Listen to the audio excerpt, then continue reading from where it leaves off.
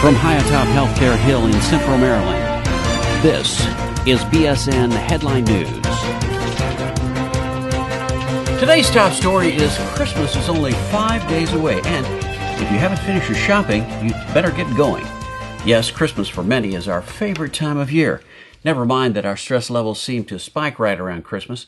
Add to that many Americans continue to struggle with financial challenges. But Christmas should be the one time of year where we can set those daily stresses aside and reflect and be thankful for what we do have. The gifts of family, friends, community, fellowship, and tradition. One of our traditions here on BSN Headline News is to talk about Christmas during the holidays. Today, we'll be talking about some other traditions of Christmas, starting with the origins of Christmas.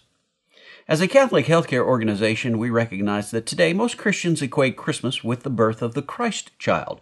But the holiday season is recognized and celebrated by many religions and cultures throughout the world. The celebration of Christmas actually has its roots in ancient winter festivals.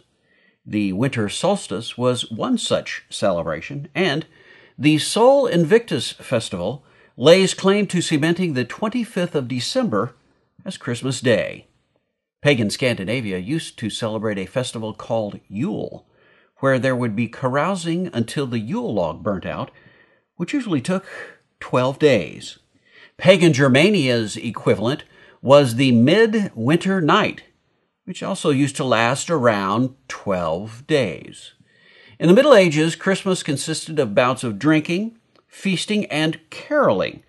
But then in 1645, Lord Proctor Oliver Cromwell canceled Christmas for just those reasons. Still, gift exchanges took place on New Year's Day. But it wasn't long before Christmas was a widespread feast just about everywhere. Then, after the U.S. Revolution, Christmas was considered a very British holiday and fell out of favor in America. It wasn't until the 1800s and Washington Irving's short stories of Christmas that Americans regained an interest in Christmas. At roughly the same time, back in England, Dickens's A Christmas Carol popularized the image of Christmas as a time of family togetherness. By the late 19th century, Christmas had assumed the traditional form it has today, and in 1870, President Ulysses S. Grant officially declared Christmas a federal holiday in America. Today's image of Santa was originally created by cartoonist Thomas Nast in 1863 and was standardized by advertising in the 1920s. The myth of Santa Claus has many origins. One popular version is that of the story of St. Nicholas. That version reached its modern interpretation in A Visit from St. Nicholas, also known as The Night Before Christmas, first published anonymously in 1823. But where did the idea of giving gifts at Christmas originate?